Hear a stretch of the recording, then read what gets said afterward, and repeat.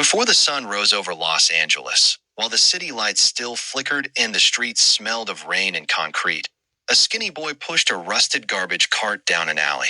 The cart rattled loudly, breaking the silence. The boy's name was Eli Carter. He was only 12 years old, but his hands were rough, his shoulders tired, and his eyes older than most adults.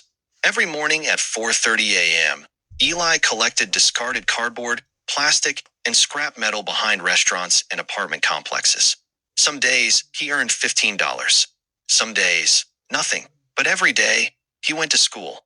Not because it was easy, because it was his only way out. Eli lived in a tiny one-bedroom apartment with his mother, Maria Carter, a night shift hospital cleaner. His father had died years earlier in a construction accident, leaving behind unpaid bills and broken dreams. Night.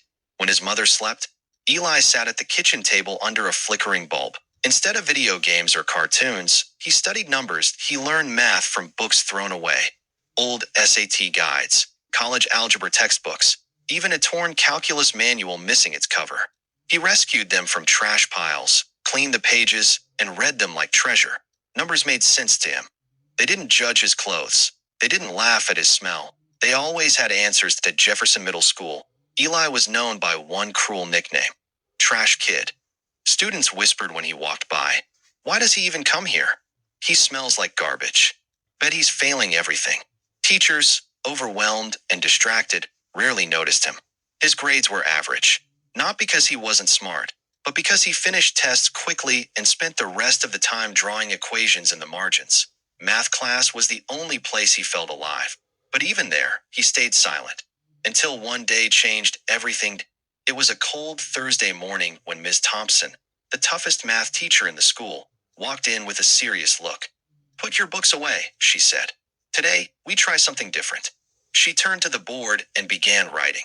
The equation stretched across the entire whiteboard, complex, layered, intimidating. It was far beyond grade level. "This," she said, "is a problem from a state mathematics competition. No one is expected to solve it." The class groaned. Eli leaned forward. His breath caught that he had seen this structure before, in a college book he found behind a recycling center. His heart pounded. Slowly, nervously, Eli raised his hand. Laughter burst out. "Seriously? The garbage kid? Is this a joke?" Miss Thompson hesitated. She had never called on him before. "Eli, are you confident?" she asked gently. Eli nodded. "Yes, ma'am." Every step to the board felt heavy. His hands trembled as he picked up the marker. The room fell silent. Then, he began. Numbers flowed smoothly. He didn't rush. He didn't hesitate. He explained each step out loud, his voice quiet, but steady. 10 minutes passed. No one laughed anymore at a mess. Thompson stood frozen. When Eli finished, he stepped back. "I think this works," he said. "Ms. Thompson checked the solution. Then she checked it again. Her face went pale. "Class," she said slowly, "this is not just correct, it's brilliant." Gasps filled the room. One student whispered, "He solved it faster than Google." The secret is revealed after class. Ms. Thompson stopped Eli. "Where did you learn this?" she asked. Eli hesitated, then told her everything. His garbage route, the discarded books, the late nights. Ms. Thompson felt tears sting her eyes. Within days, Eli was tested by district officials.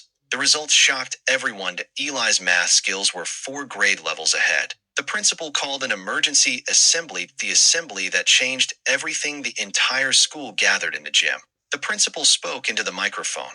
"Today, we recognize a student whose talent was hidden, not by lack of ability, but by circumstance."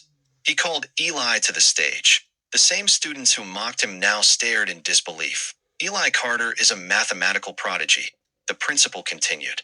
"And he reminds us that brilliance can come from anywhere." The gym erupted in applause. Eli looked into the crowd, searching for his mother. She stood in the back, tears streaming down her face. A new beginning. Local news shared Eli's story that a university professor offered mentorship. The Scholarship Foundation stepped in. But the greatest reward came one morning when Eli walked into school, and no one laughed. They moved aside. They respected him. That evening, Eli passed the alley where he once collected trash. He looked at the discarded books and smiled, because his future no longer belonged there. Never underestimate a child. Sometimes, The brightest minds are hidden behind the hardest lives.